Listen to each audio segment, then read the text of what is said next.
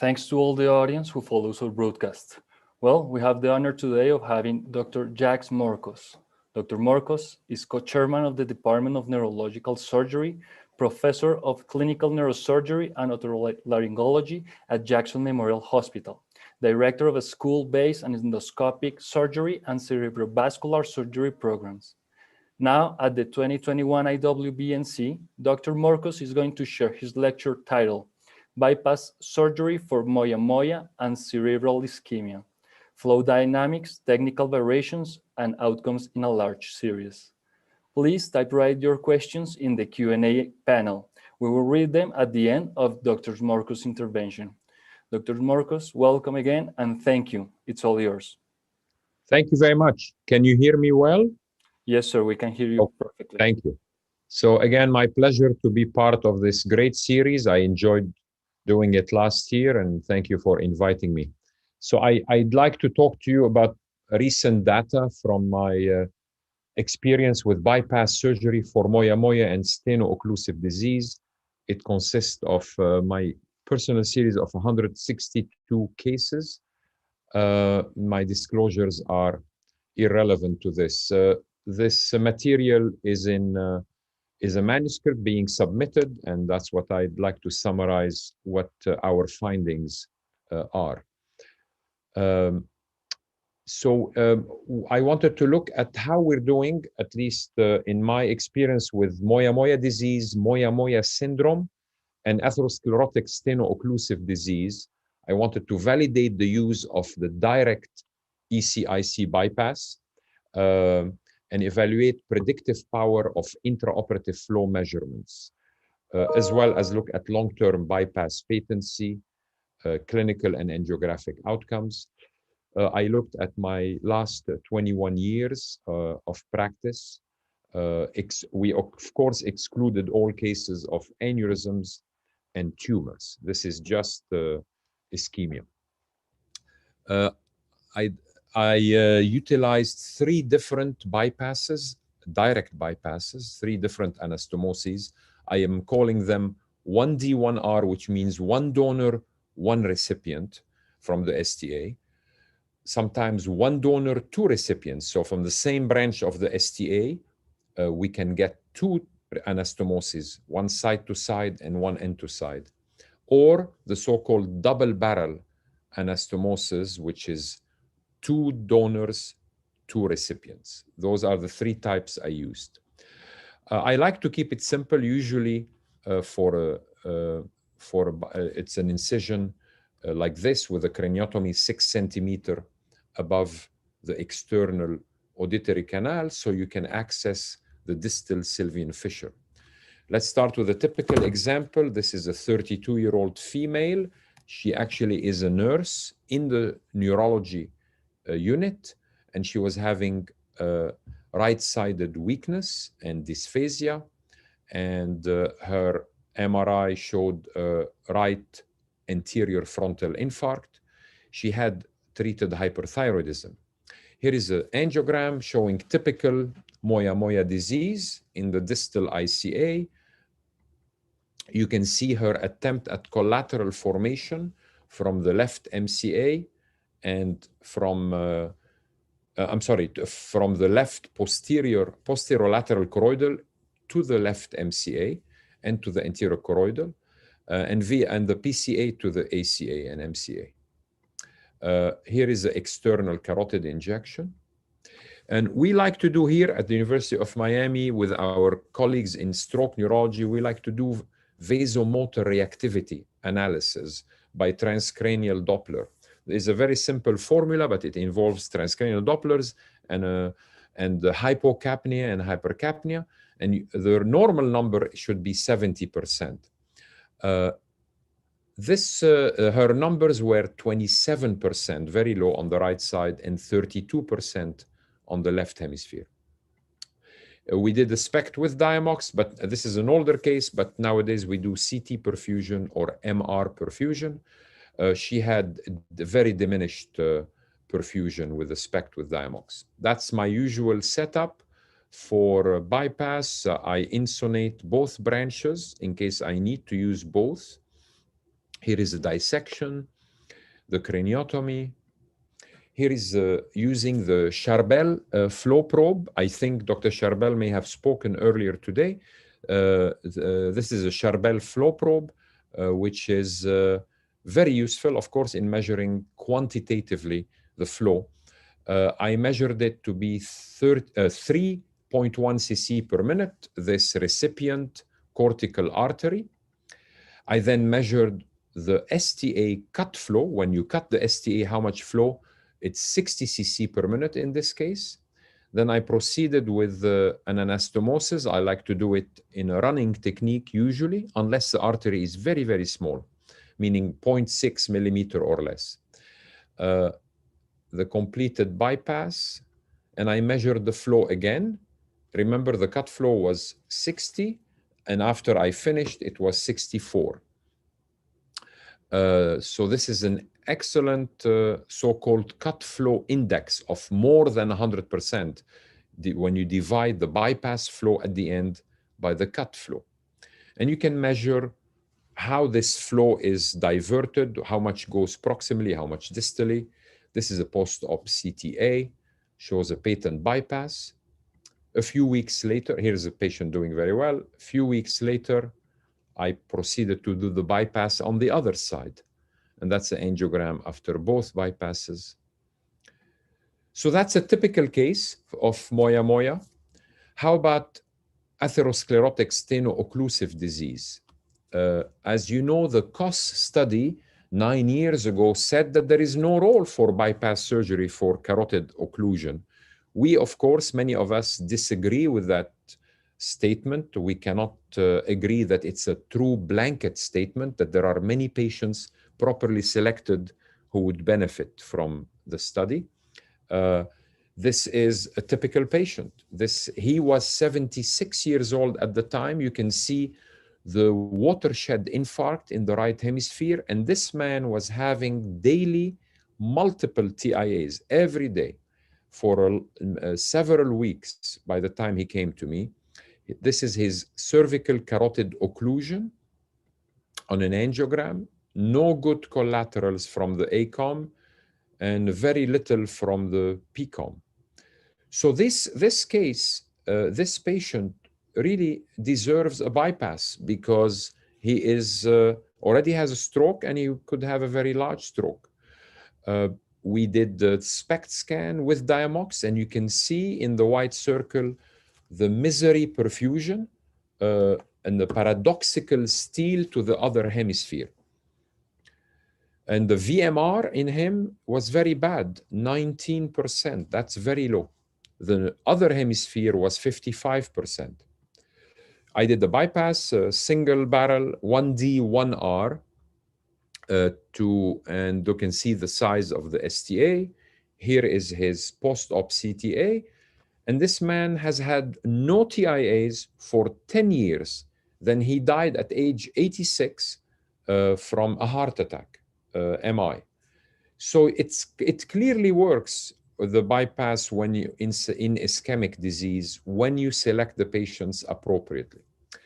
So what did I do in my study, in the review of my series? I looked at all of these things: severity of disease, suitability of the donor, degree of collateralization. We looked specifically if the collateralization was compensated or not. Was the area of hypoperfusion compensated or not? Here is what I mean.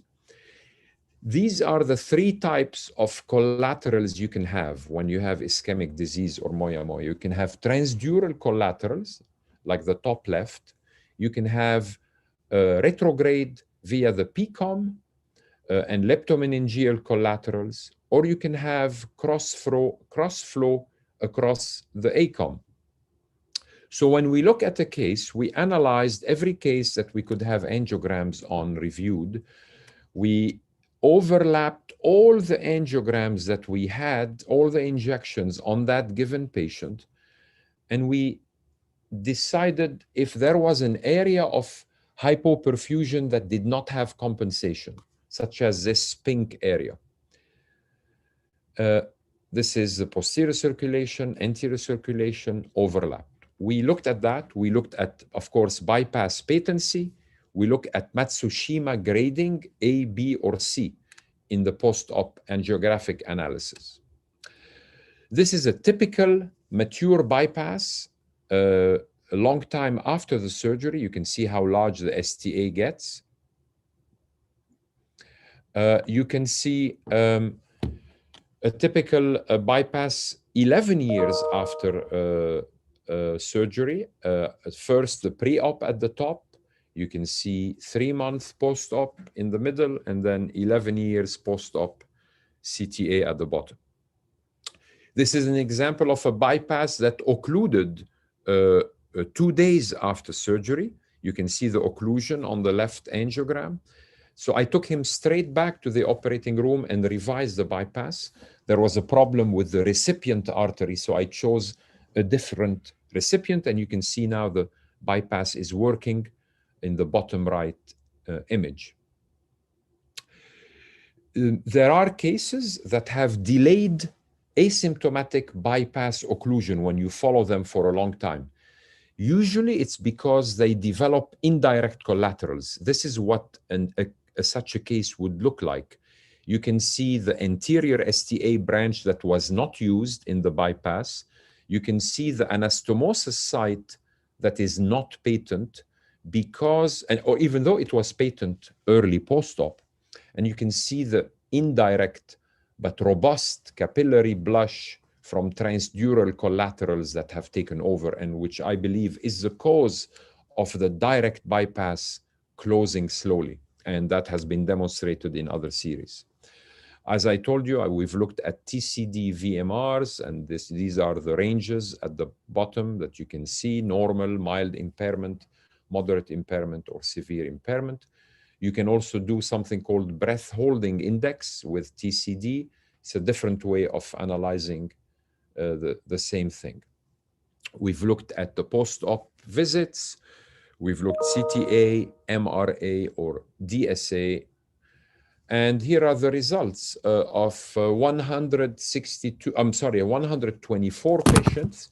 They underwent 162 procedures because 72 patients had bilateral disease.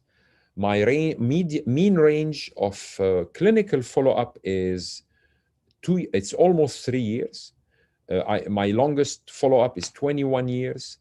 My longest angiographic follow-up is 12 years, mean of 1 year, 9 months. Of course, earlier in my practice, I was doing less surgery. So my first the first 7 years of the study, I did 14 surgeries. The next 7 years, I did 41. And the last 7 years, I did 107 surgeries. So here is how I grouped them. Moyamoya disease, Moyamoya syndrome, and Steno occlusive disease. So you can see the range of ages. You can see that the SOD, the Steno occlusive disease patients, of course, they were older. They had atherosclerosis. You can see the different races, presentation, and of course, these are busy slides just to show that we looked really in detail at the comorbidities of every patient. And we've analyzed that modified Rankin score pre-op and, of course, post-op. We've looked at the angiograms, CTA, and all the studies available. Of course, the vessels that were mostly involved were the ICA, then the MCA, and vertebral artery in 2 cases. We graded the stenosis moderate, severe, or occluded. And we looked, as I said, at post-op Matsushima grade at last follow-up. And of course, bypass patency. You can see that the VMR, mean VMR pre-operatively was very poor. It was 29%. So that tells you that hopefully I have been selecting appropriately the patients for bypass surgery and not doing unnecessary bypasses. Post-operatively, this happens in most series. The VMR, in spite of a very successful surgery, and resolution of symptoms, the VMR doesn't usually become normal. It's about 39% compared to 29%. So that does not indicate that the surgery did not work. This is a SPECT analysis. We'll skip that. Here is the intraoperative information. I did 1D, 1R, single barrel in most patients, but more recently I have been doing 1D, 2R, and of course I've been doing 2D, 2Rs before that as well. The donor is STA, but when you don't find an STA, you can use the occipital artery to the angular artery bypass. You can use the posterior auricular artery. I've done that in 2 cases. Type of suturing, I usually do continuous running suture, sometimes do interrupted or a mixed of interrupted and continuous. The SSEP, the somatosensory evoked potentials, please notice, they essentially never made a difference. So now I don't use them anymore after analyzing my data. It's a waste of time to do SSEP monitoring because it was unchanged in 159. They got better in 2 patients, and it only decreased transiently in 1 case. So it's a waste of resources to do it on a simple STA MCA bypass for ischemia. The cut flow mean was 52 cc per minute, and the total final bypass flow was 44 cc per minute. It means the cut flow index was 0.86 me average, which is very good, quite high. What was the surgical morbidity? So when you look at 30-day morbidity, there was significant morbidity in 10% of the cases. What was the morbidity? Ischemic stroke, only 1 case. So 0.6% had an ischemic stroke from the surgery. 3.1% had a hemorrhage, intraparenchymal. Not all of them required evacuation. Only 2 of them required evacuation. Then subdural hematoma, acute or chronic, in 1.9%. Some wound complications, 1.3%. Respiratory failure, and MI. If you add all of these, you get 10%. But looking at ischemia or hemorrhage together, this is 3.7%. I want to remind you that in the COST study, that morbidity of ischemia or ICH was 15%. So it's a big difference. I don't think I have time to analyze each of those complications, but we have them, and it will be in the published written paper. But we, of course, go over each complication to try to understand. And I don't think I'm going to go over these 6 cases right here. Here is one important finding from the study. If there was complete collateralization pre-op, 36% will have a delayed occlusion of their direct bypass without symptoms and remaining neurologically improved. If there was incomplete collateral formation pre-op, the patency rate was much higher, 96%. So that is very significant, and that is the main significant difference between the ones that occluded and the ones that did not occlude. I'm talking about delayed occlusions. I'm not talking about acute occlusions. We only had, as I said, 5 acute occlusions. And here is in graphic form the effect of collateral formation, incomplete versus complete, on delayed patency. The orange graph is incomplete collateralization. This does not mean, however, if I can go back to this slide, this does not mean you should not conclude that if somebody has complete collateralization that they don't need the bypass. Because remember, these patients had abnormal VMRs and were having symptoms. It simply means their individual biology allowed them to have some collateral formation, but that was probably more robust than other patients who did not have it. But once you put in the bypass, you created the craniotomy, perhaps under the effect of VEGF or other factors, their indirect collateralization increased and made the direct bypass less necessary. That's how it should be interpreted, and it should not be interpreted as that these patients don't need bypass surgery. Clinical outcomes, we had significant improvement in modified Rankin score. You can see pre-op in blue, post-op in orange, those shifts to the left. And here is a comparison of the three techniques, 1D, 1R, 1D, 2R, and 2D, 2R, analyzing all the factors. There is nothing statistically significant between them. Maybe it will be significant when I have more numbers in the 1D, 2R, but you can see there is a trend of better cut flow index with the more anastomosis you do, from 0.74 to 0.98 to 1.07, you can see a trend for improved long-term patency rate, but that's just it, a trend, not statistically significant.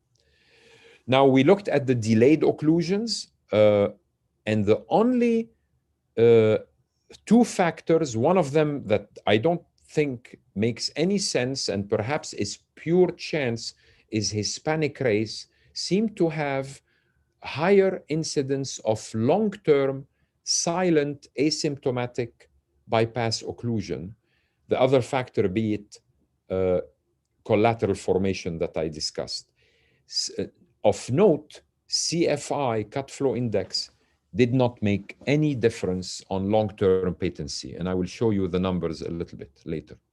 Let me show you a video of a 1D 2R bypass. The video was edited by former fellow Georgios Zenonos, who is now in Pittsburgh. Here is a typical Moyamoya patient. Here is the surgery, and I will run it a little bit. We like to, I like, particularly as I train fellows and residents, I like them to do the opening under the microscope. We like to use what I call the Colorado needle, the Bovi you saw earlier. I like to use also the bipolar in this manner to do a quick dissection of the STA. I measured the cut flow after cutting this STA. It was 50 cc per minute. And this is ICG videography.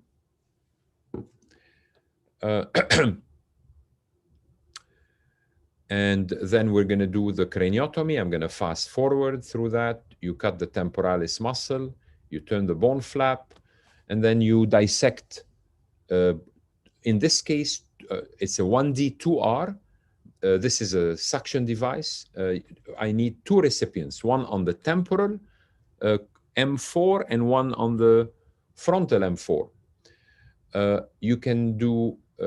You may sacrifice small, tiny branches coming off those recipients to allow room for the temporal eclipse and the anastomosis. I do my measurements of flow, 4 cc per minute in that direction on the right, 2 cc per minute in the other one. I do ICG, and then I mark the recipient, and then I'm using 10-0 suture to do, in this case, I did the end to side first. In most of my 1D 2R, as you will see later in the data, I do the side to side anastomosis first, because it makes more sense to do that, to allow the flow through that anastomosis while you're doing the next end to side anastomosis. I like to do the arteriotomy with the beaver blade, or sometimes I use a disposable knife that is very sharp. I like to anchor the 12 o'clock position first, and I don't usually anchor the toe, the 6 o'clock position. I know some of my colleagues would anchor the toe. I like to leave it this way and do either interrupted, particularly if I'm training a resident or a fellow. If you do interrupted, you can get to suture more, or if I'm doing running, I run it, and without anchoring the 6 o'clock position, the toe. You do one wall, and then you do the other wall. I'm speeding through that. Now I'm going to measure the flow. I release my temporary clip. Remember, the cut flow was 50 cc's. This flow now is 43 cc per minute. So then I proceed with the second anastomosis. Here is how you do it. This is a side cut in the STA, and you have to make sure you clamp again the bypass to be able to do that, which is why it's better usually to do it the other way around.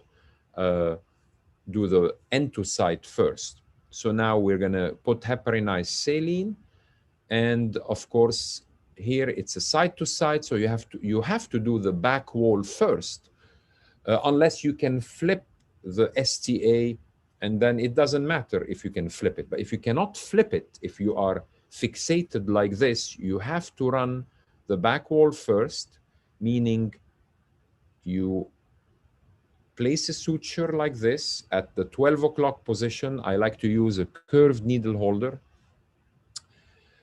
And when you tie this, you have to pass the needle behind the knot in order to run it out in. Because if you don't do this, you see that move is very important. If you don't do this, you will turn the knot inside the lumen. And if you're right-handed, you have to put out in on the left edge, and then in out, and then out in, and then in out, and that's how you run it. If you are left-handed, of course, you do the reverse. The important thing when you do a side-to-side is your final throw. I mean, the final thread should be on the outside when you're going to tie it. Again, if you leave it on the inside, your knot will be inside the lumen, and you will have a problem because the clot, it could form clot. So very important. There are many details about bypass surgery, but this is a very important detail. So I release all the clips, and I will measure flow again. And the flow will be more than the cut flow. The flow will be 60 cc per minute. So that's higher. So that's more than 100% cut flow index, which is normal, which is quite common when you do a double anastomosis like this. So that flow is divided 60 cc, 22 cc per minute went into the frontal territory, and 38 cc went into the temporal territory. The total is 60. I do an ICG, it's nice and patent. And here is a summary of all the numbers that I have described to you. And then you put the bone flap. Of course, make sure you don't occlude the STA. When you close the skin, here is a post-op angiogram, AP and lateral, and you can see both anastomoses are patent. So that's your typical 1D, 2R. I don't think I need to show you the full video of a 2D, 2R, but you can see it's the same thing, not the same thing, but here you're using both branches of the STA. I don't do this anymore, but if that is the only way to do it, you need to know how to dissect the frontal branch of the STA from under the scalp. And again, this Colorado needle is very useful. So now I'm going to speed through this. You get your two recipients, you make the same measurements, you do one anastomosis with one branch, you finish that. In this case, I'm doing running. And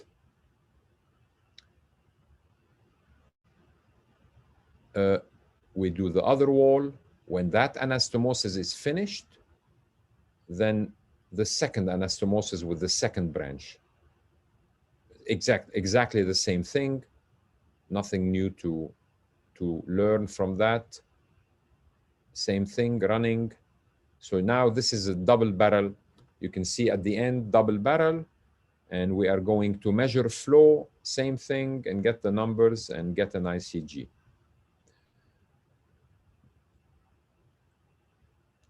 And that's a completed bypass here. I used occipital artery to Pica bypass for vertebrobasilar ischemia. I just show you briefly how that may look. Remember, posterior circulation ischemia is often not recognized. Look at this patient. You can barely see vertebrobasilar system. And this patient was having multiple TIAs of the posterior circulation. And we have a nice occipital artery to use. So you need to do a far lateral approach. You remove this bone flap, use the occipital artery to anastomose to the tonsillomedullary segment of the pica. So here is Doppler of the occipital artery. Yes, of course, it is more tedious to dissect, but it's an important technique that you need to learn because it can save you. If you don't have an STA and you have an occipital artery, that is probably your only available donor. So we are going to do the craniotomy.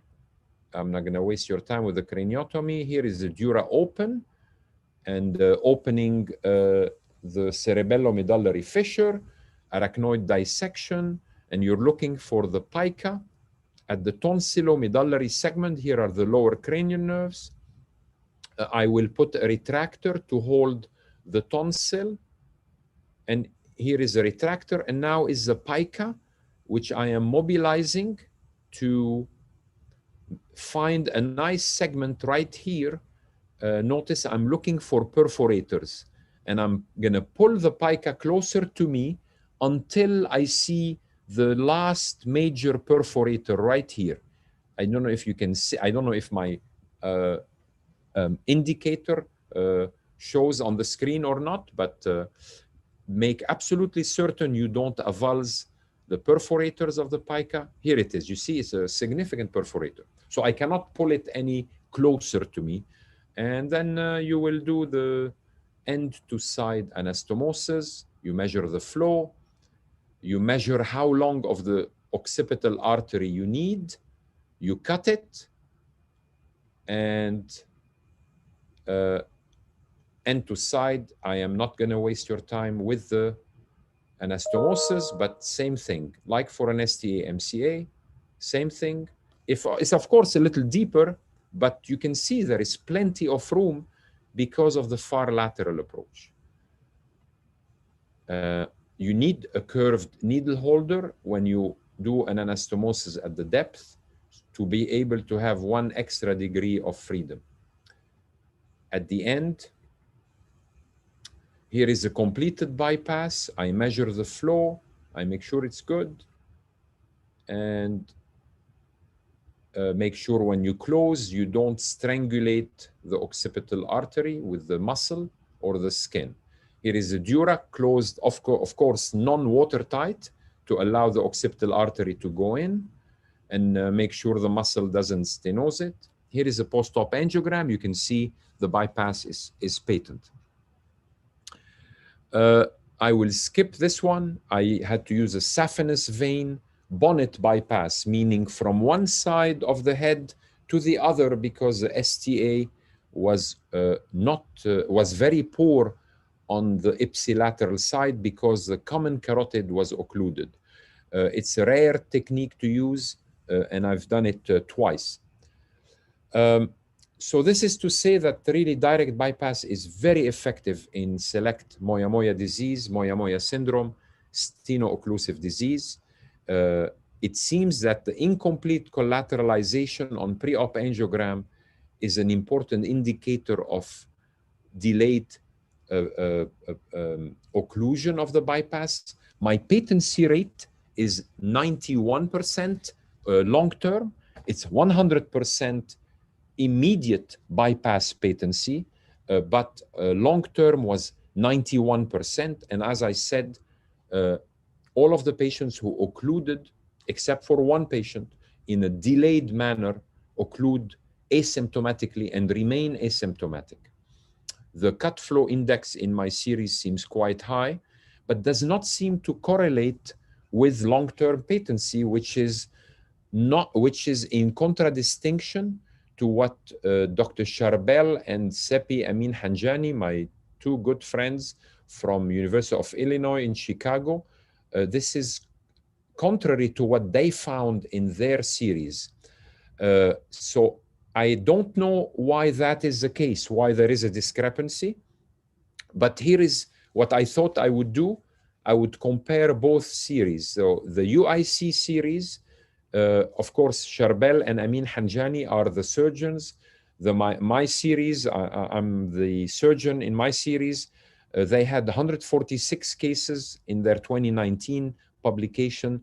My current series is 161.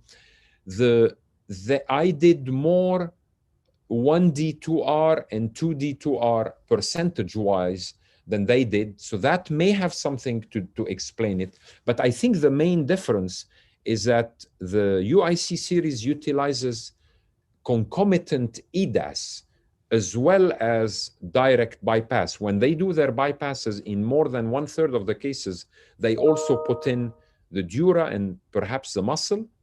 And I think that might explain why the following numbers, why 76% of their patients were patent direct bypass at long-term follow-up compared to mine of 91%.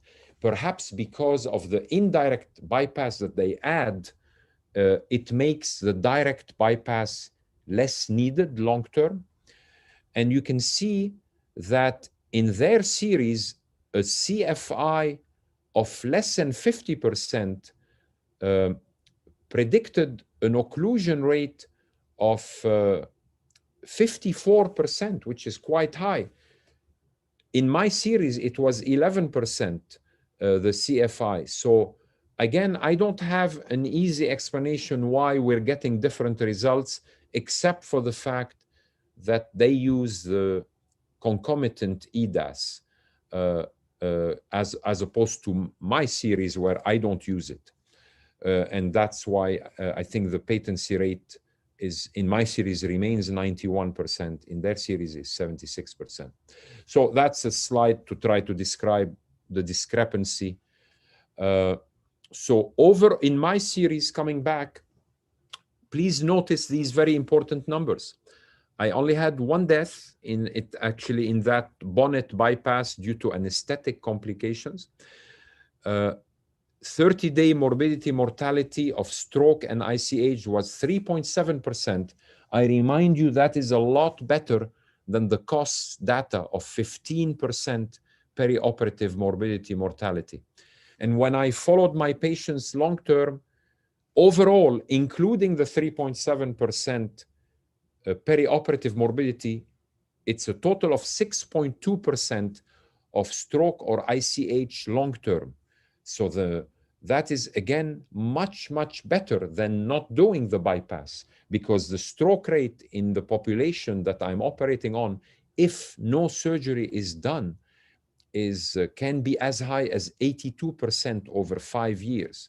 So clearly, the bypass was indicated in most cases and was very helpful, and the patients improved. In my remaining time, I will talk about the sub-series, which is now, which has been accepted for publication recently in JNS, and you should see it coming out published soon. The 1D2R, I have now done more than 25 cases, but the series is the first 21 cases. And I want to use that series to tell you how really I learned a lot from just quantifying blood flow and using the flow probe during surgery. A quick reminder about the math and physics of bypass so that you can understand what 1D2R really means and why you get the flow measurements that you get with them. If you're going to do bypass surgery, you need to understand some basic stuff, such as Pythagorean theorem, because when you fish mouth the donor, you're making a hypotenuse instead of a side, and that increases the cross-sectional area by 4 times compared to if you don't fish mouth the donor. You need to understand a little bit the Bernoulli equation, but more than the Bernoulli equation, you definitely need to understand the Hagen-Poiseuille law that tells you it's exactly like electric circuit and Ohm's law.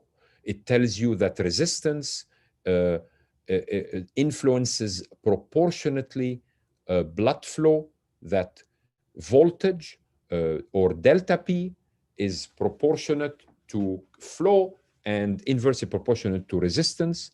And therefore, to improve your flow, you need to decrease length and increase the radius. So to the power 4, the relationship is to the radius power 4. We've learned a lot from coronary bypass surgery, and a lot of work has been done there. And I'm not going to get you into I'm not going to waste your time with basic science research in that field. But what have we learned? We learned that the surgeon can influence the geometry of the bypass. We can try to influence the donor-recipient diameter ratio, but we cannot really control well the blood rheology or the morphology of the endothelium. The take-home message technically is that you should anastomose at a small angle. The smaller the angle, the better it is. You will get less turbulence, you will get less stagnation, you will get more physiologic wall shear stress, and your bypasses will last longer. It is important. This is too advanced, and I'm not going to pretend I can explain it quickly, but it has a lot to do with what happens to wall shear stress. I'm going to skip that. It is very important to realize that humans and animals and every biological being regulates wall shear stress. They aim at normalizing wall shear stress. So when you create a bypass and let's say wall shear stress is high at the beginning, the vessels will adapt to try to reach a wall shear stress of approximately 15.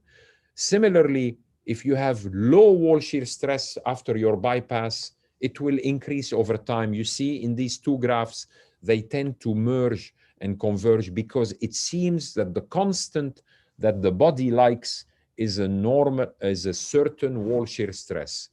And it differs between animals and humans and different species of animals. For us, for surgeons, it's important to have a short L, to have a donor to recipient ratio 1.5 to 2, fish mouth the donor unless there is a large discrepancy in the diameters of the donor and recipient. Try to keep the anastomosis angle low. Place your sutures closer at the toe and the heel. So when you do an entoside anastomosis, you really want to try to do the construct that's on the right to fish mouth, because this is from a chapter we've written a few years ago. The cross-sectional area is 4 times bigger than if you didn't fish mouth. End-to-end anastomosis, try to bevel it, and side-to-side anastomosis, as I showed you in the video.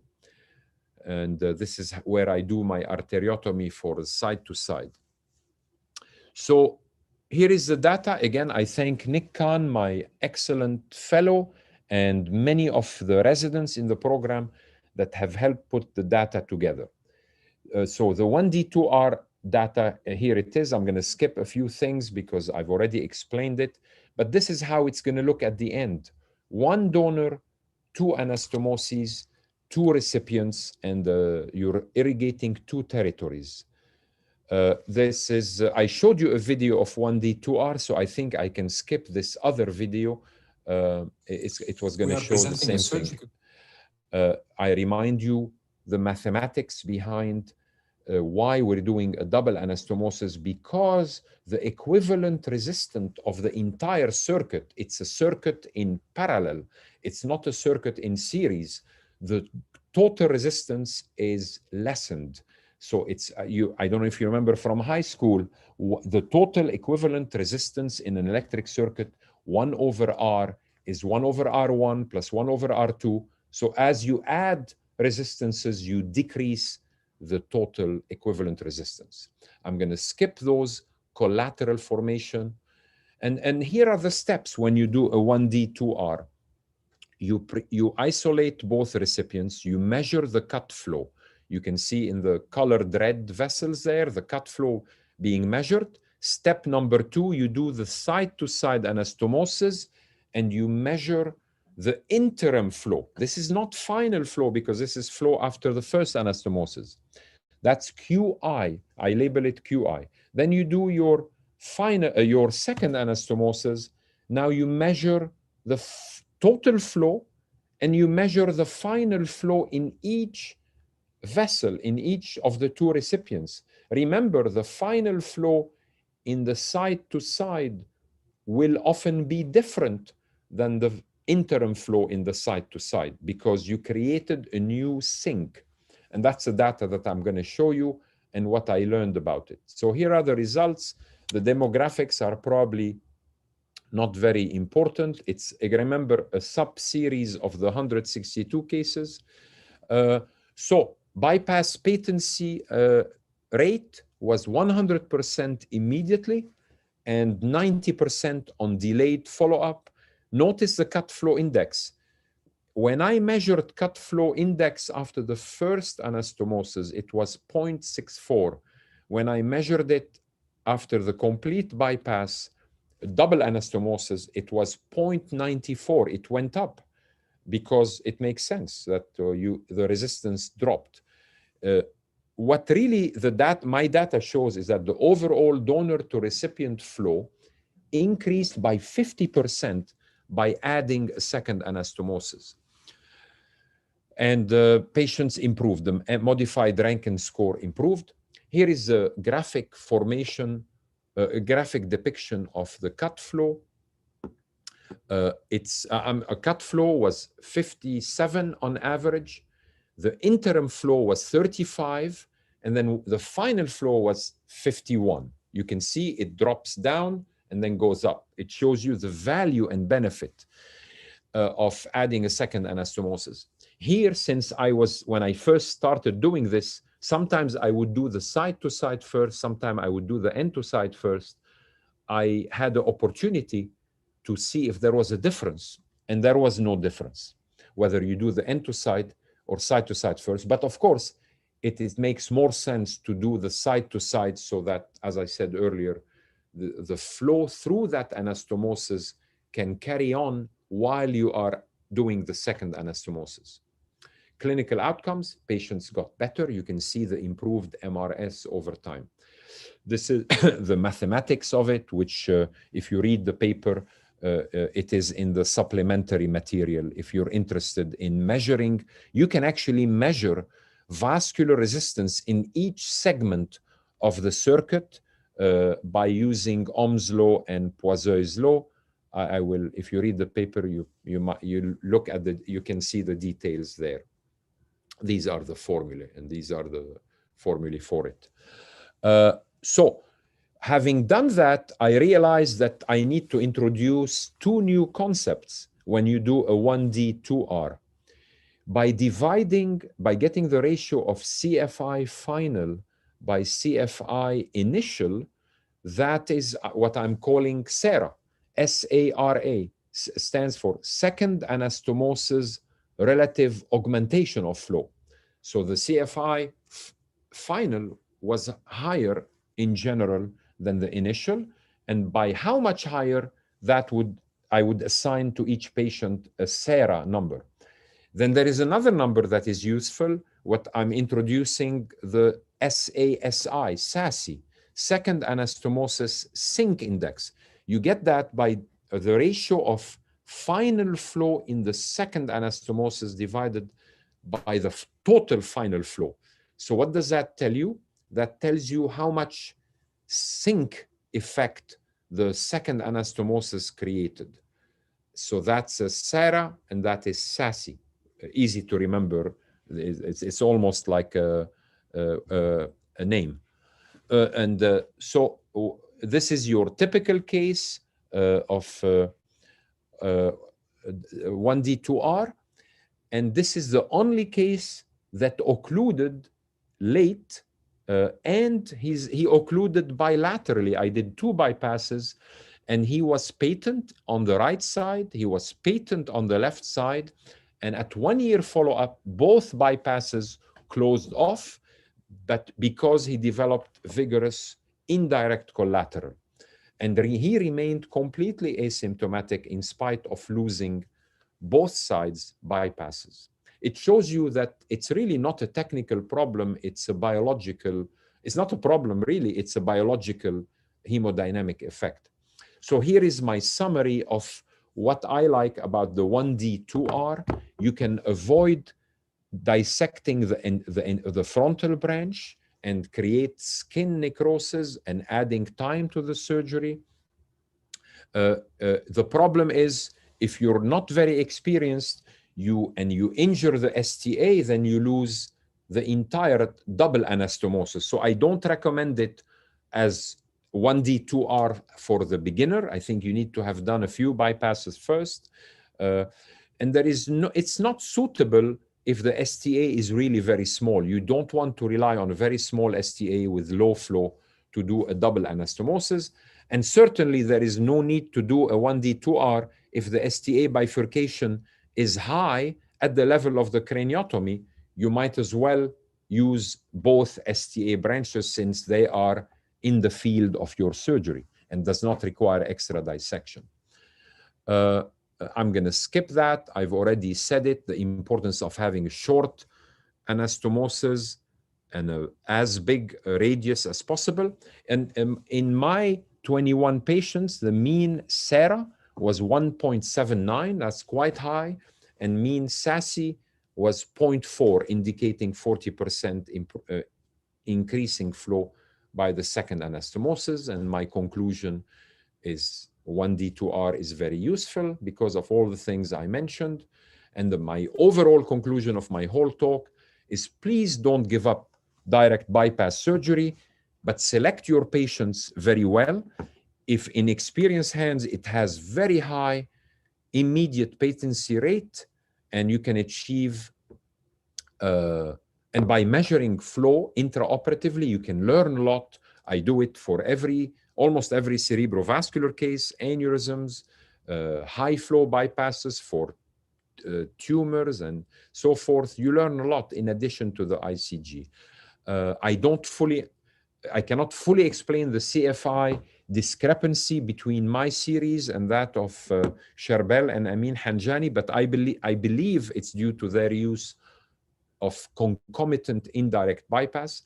I don't use indirect bypass, so I cannot make a conclusion about its usefulness, but we know from the literature that you certainly do not achieve the same degree of perfusion as you do with a direct bypass. And I encourage you to enroll atherosclerotic patients in a registry if you're going to operate on them, and make sure you understand their physiology pre-op, because there is still a role, as I showed you, for direct bypass surgery in atherosclerotic carotid occlusion cases, unlike what the COS pretends to conclude as an overall blanket statement. And I thank you for your attention, and I stop sharing my slide. Thank you very much for such a wonderful lecture, Dr. Morcos. I'm sure all the audience has learned from your robust experience. Right now, we have a few questions from the public that I want to read to you. The first one is, how or which criteria do you share with your neurology colleagues to select a typical cerebral ischemia patient to be referred to you for cerebrovascular insufficiency studies as a bypass candidate?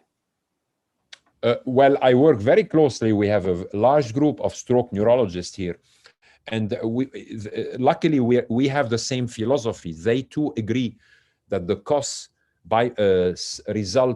study results should not be generalized. So the typical patient that they would refer to me would be somebody who has recurrent TIAs or a stroke or watershed ischemia with poor VMR, vasomotor reactivity study by transcranial Doppler, and a poor CT perfusion or MR perfusion, who are on antiplatelets, who have maximized their medical treatment and maintaining their blood pressure. If they fail that, and of course with an appropriate angiogram that shows Moyamoya or an occlusion or severe stenosis, they will refer them to me and we'll discuss them, and I will bypass the patient. Okay, thank you. Ansh Goyal asks, does combined bypass, direct plus indirect, offer any advantage over direct bypass alone? Is there a situation when combined bypass will be beneficial? Well, my data, as I discussed, really, I partly answered your question while I was talking, but I've only used indirect once because I could not get the artery to the recipient artery to be large enough. So I cannot comment on its usefulness. You look at studies like the UIC studies, it seems that their long-term patency rate is lower, but I don't know if it's because of the indirect bypass. So my Chinese and some of my Japanese colleagues do use, I don't know if you have a talk in this conference by my friends from Japan or China. Of course, my good friend Bin Shu in China has gigantic experience to share. He uses combined.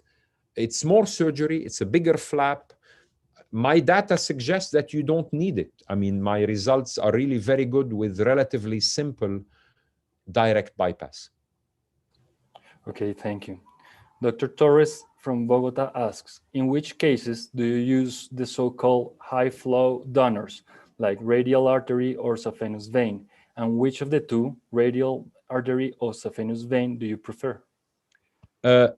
I never use, and you should never use so-called high flow for ischemia cases. You will have hyperperfusion syndrome, and a patient will have a massive hemorrhage. I learned that very early on by doing it on an elderly woman who did not have STA. So I never use so-called high flow for ischemia cases. I use, by the way, again, you probably will, if Fadi Charbel has not said it, he often says it, and I agree with him. We should stop using the terms low flow, medium flow, and high flow, because the STAs, as my data even shows, I have an STA cut flow in one case of 160 cc per minute. That's an STA. So we cannot say STA is low flow. So we should say, my suggestion is to use the word capacitance. Low capacitance vessel, medium capacitance radial artery, and high capacitance is saphenous vein. So I use saphenous vein and radial artery for aneurysms and skull-based tumors that need a bypass. In general, many aneurysms, STA is enough. Always think STA first and go to your other options if if STA does not supply enough flow or there is no STA available.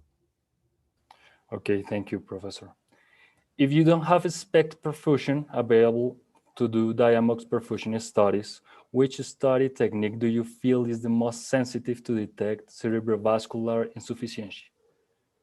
Well, I mean, you have a choice. Hopefully you can get CT perfusion or MRI perfusion. I don't think that one is superior to the other. I've used both equally.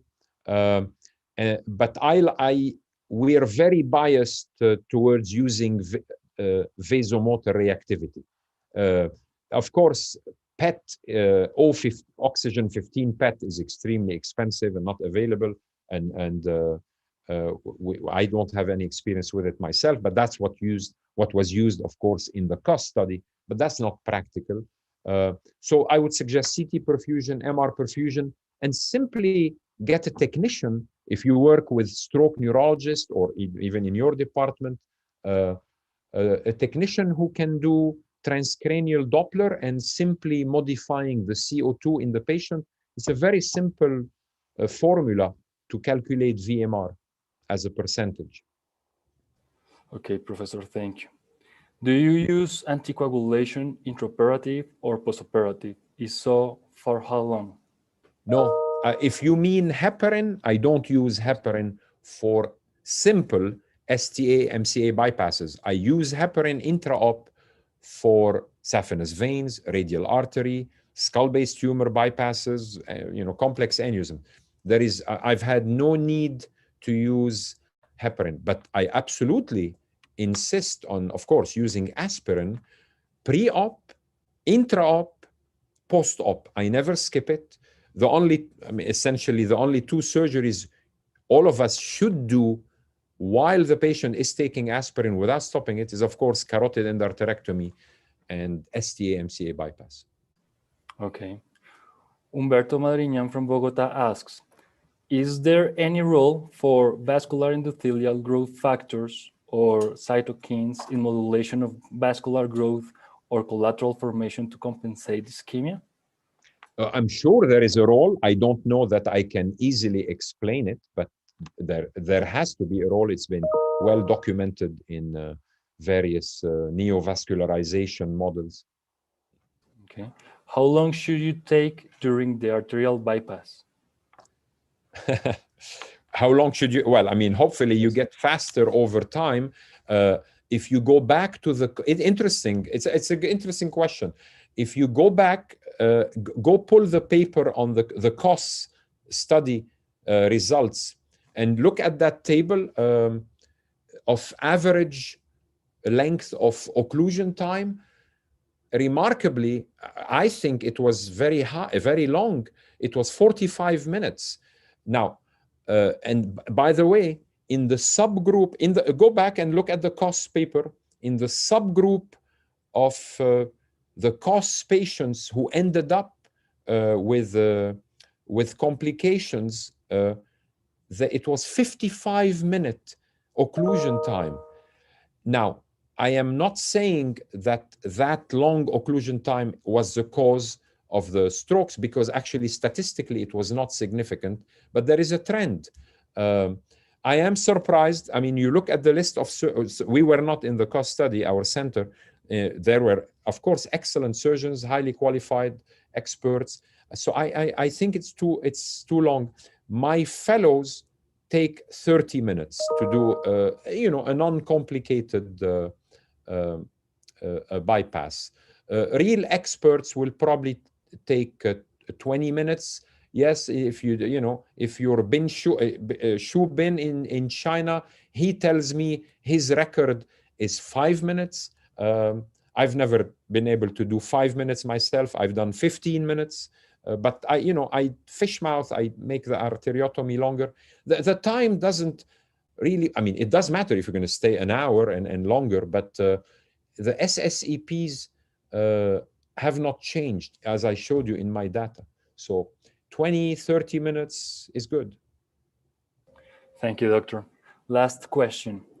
Is cerebrovascular reactivity index important for evaluation of donor or recipient sites for bypass surgery?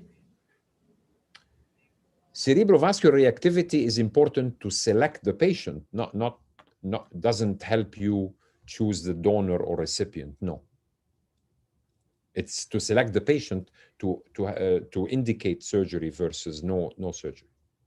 Okay, Professor. On behalf of the CIEN, I would like to thank you again, Dr. Morcos. This has been a wonderful lecture. We are really grateful and honored for your participation in the 2021 IWBNC. Thank you very much. Goodbye, everybody. Bye, Dr. Morcos. For all the audience, keep in mind this lecture will be available in our website starting next week. In a few minutes, we will have Dr. Nasser Al-Gandour doing his lecture, Neurosurgical Education in Egypt and Africa. To get the link for this upcoming conference, please follow the link pinned on the chat screen. Check the program schedule on our website, scienhouse.com. Thank you.